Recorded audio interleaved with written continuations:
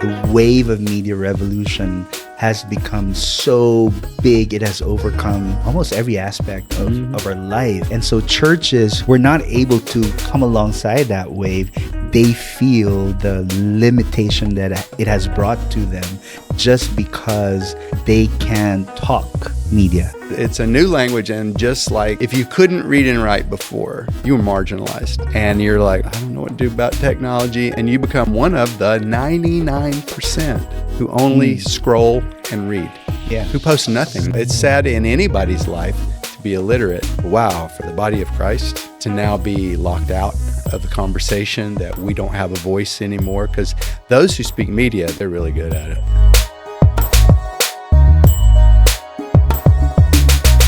This is wild. I am with the one and only Chuck Quinley, founder of Medialight. And one of the primary things that Medialight does is we run a media mission school right here in the beautiful mountain ranges of northern Thailand. The school is situated in a very beautiful plain, surrounded by mountains. There are waterfalls nearby, pineapple plantations. There is a way to see it and get here. We're going to stick around and we're going to let you know how to do that later, but I'm just going to jump right at it. There was a time in world history where the population is divided into two kinds of people. One would be those people who can read and write, and those who cannot. We're seeing that phenomenon again, and in the sense that there is this media literacy that has sprung up all over the world, and even to the young people now. I mean, as young as 7-year-old, they are holding these, phones and laptops, and they're into these screens. And we're seeing the divide again of the world population between those who are media literate and those who aren't. And more so, we see the effect of that in the body of Christ.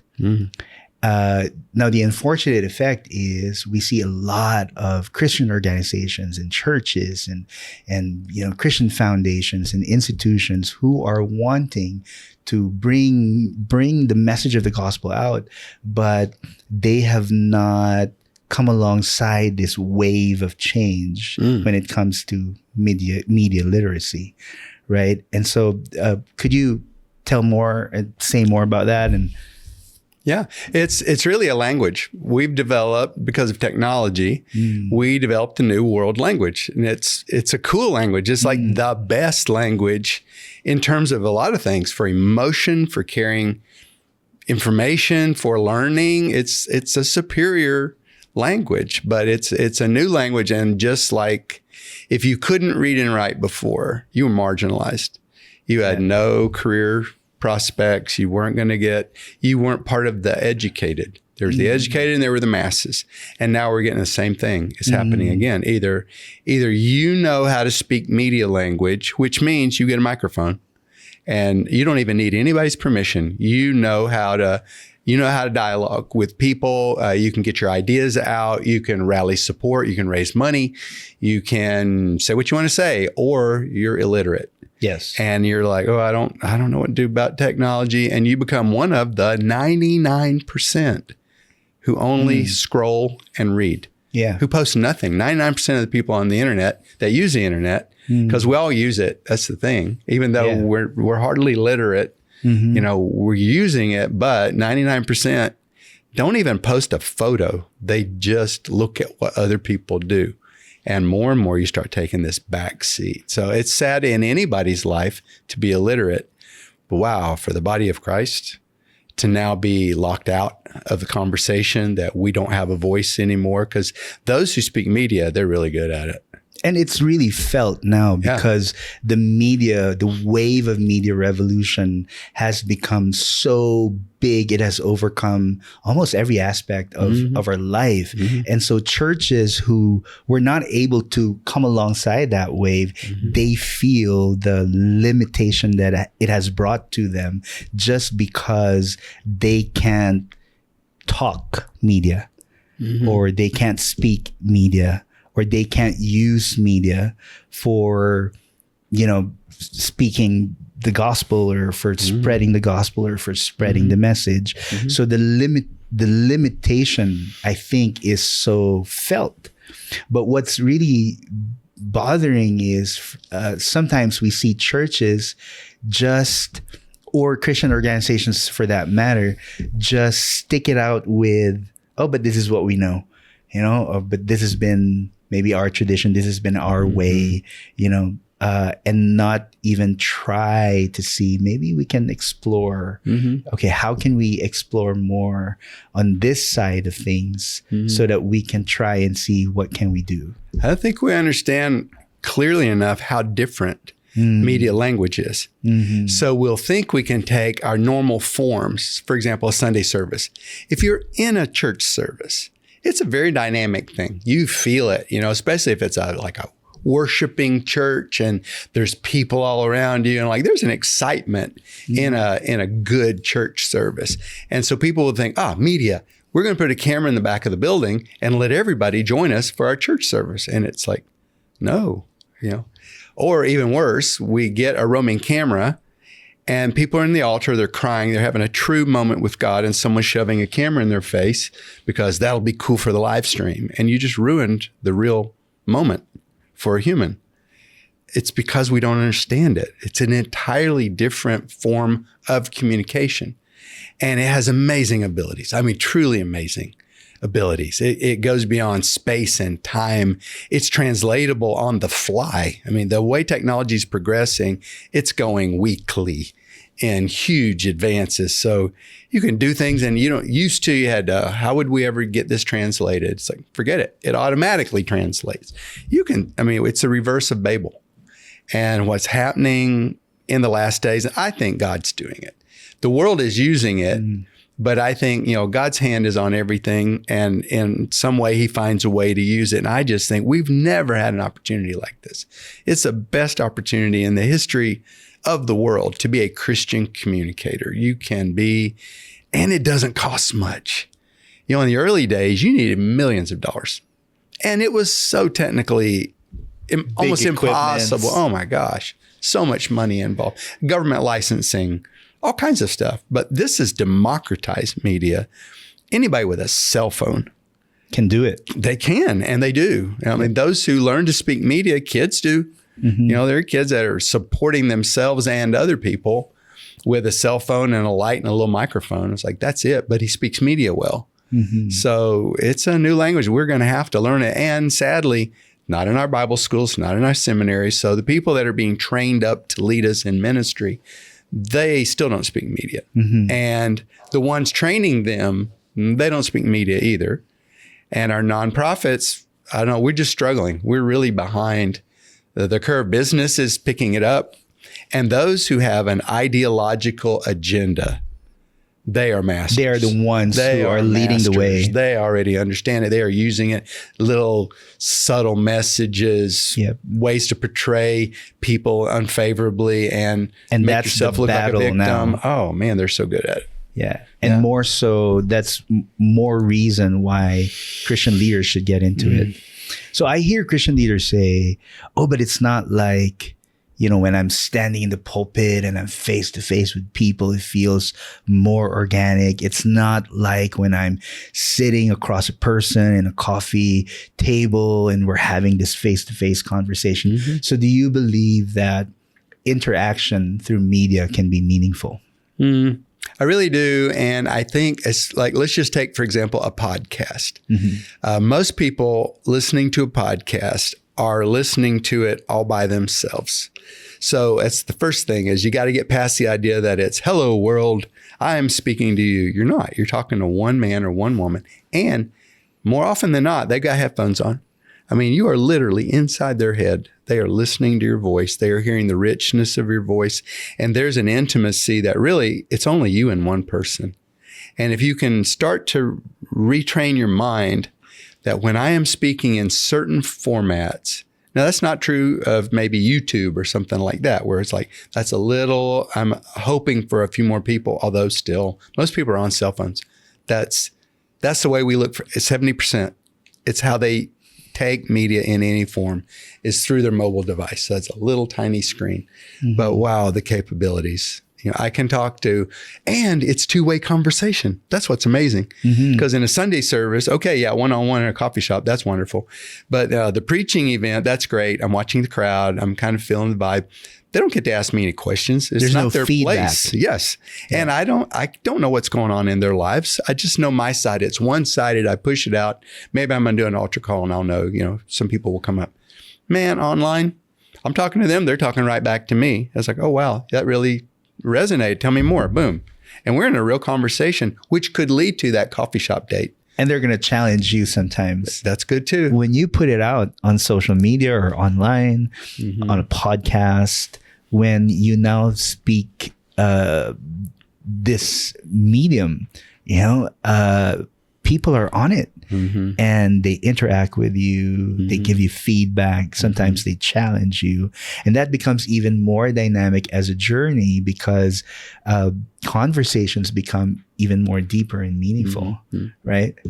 I heard Seth Godin say 15 years ago, you know, he's best-selling author, but he said, the number one thing that changed my life, it did more for me as a person with a message and even as a businessman, the most important decision I ever made was to start a blog. And that's when blogs were in the early days. And he said, even if nobody reads it, that I have to put myself out there and say, I officially say I believe this. And I got to stand for this now.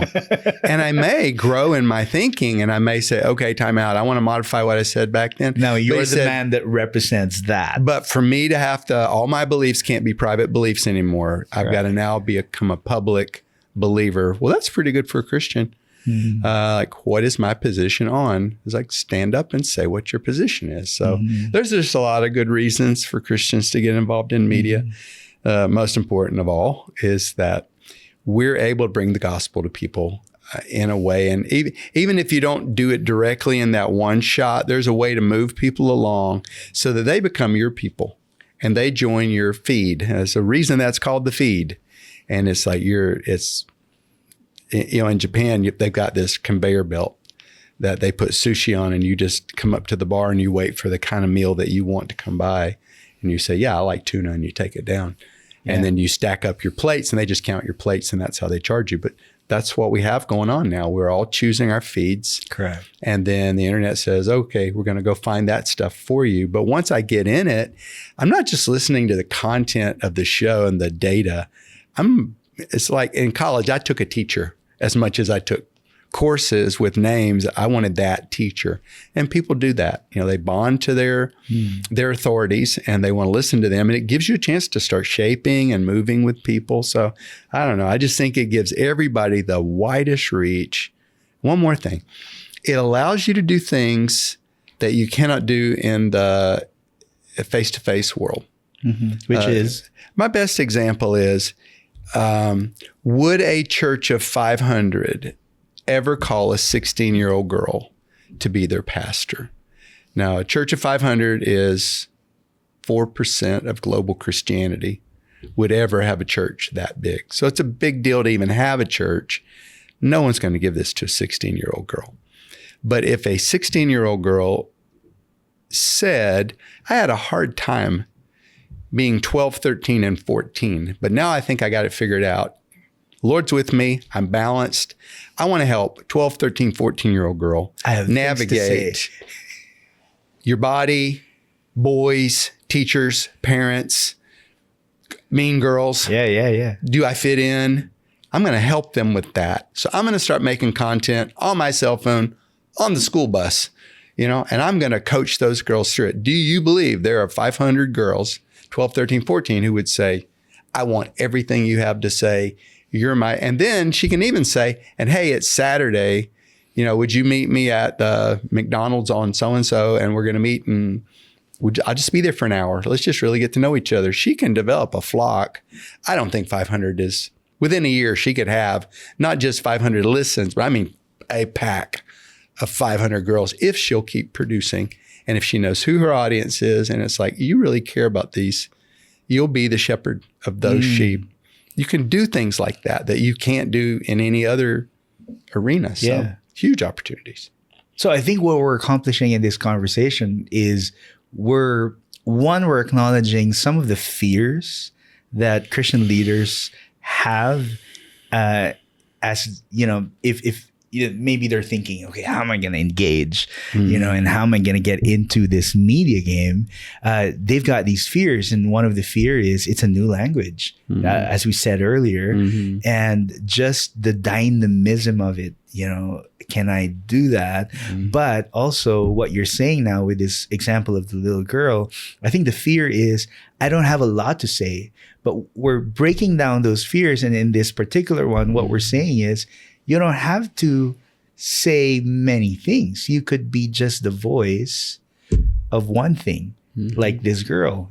I could be the voice for little girls, younger girls than me, 12, 13, 14. I'm 16 now. Well, it's a cool thing. You don't have to be PhD world leader. Exactly. You have to be like 3 steps ahead of somebody else. Because really, if I'm ever going to get in shape, I will not pick a world-class bodybuilder as my hero. I'm going to pick some guy that was 45 pounds overweight last year. And this year, he's looking pretty good. And he's now starting to try to add muscle. He's just a few steps ahead of me. And it's like, tell me what you're doing, because I can see the difference in you. That's all it takes is I'm here and I can tell you how to get from there to here.